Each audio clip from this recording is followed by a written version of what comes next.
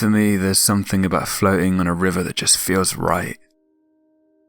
There are many rivers around the world where you can go on multi-day trips, but perhaps none more so than Alaska.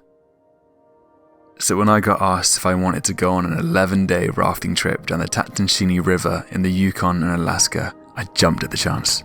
The Tatshenshini River starts in southwestern Yukon, Canada, and flows 225 kilometers, that's 140 miles, through Alaska to the Pacific Ocean. It's largely grade 2 with sections of grade 3 rapids on day 1 of the trip. I did this trip with a group of 7 friends. We were all river users, most of us raft guides, so we had a lot of experience, although a trip of this length was always going to offer up challenges. One of these was the weather. Being this far north and going into fall, things started to get wet and cold. This was exemplified on our first day when we got on the river in near horizontal rain. We had come prepared for this, and we were all wearing PVC overalls, the kind that deep-sea fishermen wear. The overalls don't breathe much, but I was very grateful that it was keeping most of the rain off me. The first few hours were not the best start to the trip. I was shivering and asking myself if this trip was a good idea. If it stays like this for 11 days, I'm not sure I'll survive, let alone enjoy this journey. It was too late for those thoughts though, as we headed into the canyon, which had some tricky grade 3 rapids to negotiate. Rivers are graded on a scale of 1 to 6, 1 being flat water and 6 being unpaddleable extreme rapids. Grade 3 meant the white water was tricky. There were waves and holes that could flip a raft if you got your lines wrong, but with enough skill, you could guide the raft through safety.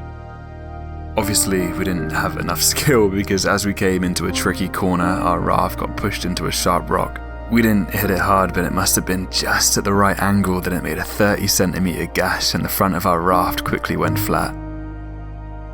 This was a disaster day 1 and we had punctured our raft. There was still heavy rain and we had made little progress down the river. We pulled our boats over and set about fixing the raft. I was a bit frustrated, so I went on to search for moose to ease my mind.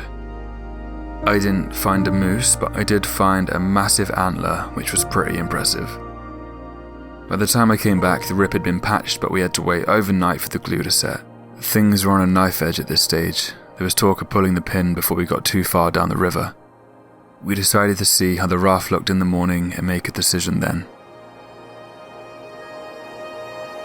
Luckily, the patch had held, and in the morning we were off again. Our group of 8 were in 2 rafts with 4 people in each. Both rafts had stern rigs on them, which meant one person guided with big wooden oars while the other 3 sat up the front. This was great as it allowed the people up front to chat, drink beer, take photos, but more than anything, just appreciate the surroundings.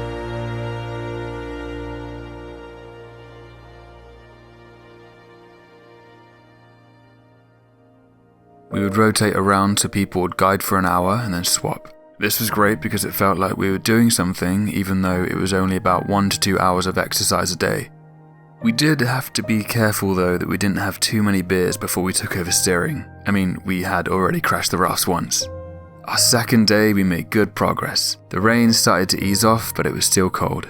Every night we would pull into dedicated camp spots along the way.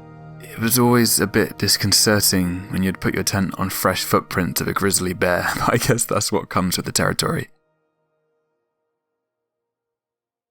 The next day, the sun came out and stayed out for the remainder of the trip. Suddenly, everything started to look good. We crossed the border of Canada into Alaska. This was perhaps the best border crossing into the States I've ever experienced. For a start, angry customs officials were replaced by a panorama of mountains and glaciers. There was also an abundance of salmon and birds of prey like the bald eagle and osprey.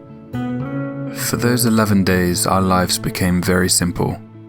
Away from the buzz of technology and our busy lives, every night we would sit around the campfire and chat. It felt totally free and relaxing, and I totally believe that getting away from it all and into the wilderness is a great way to feed the soul.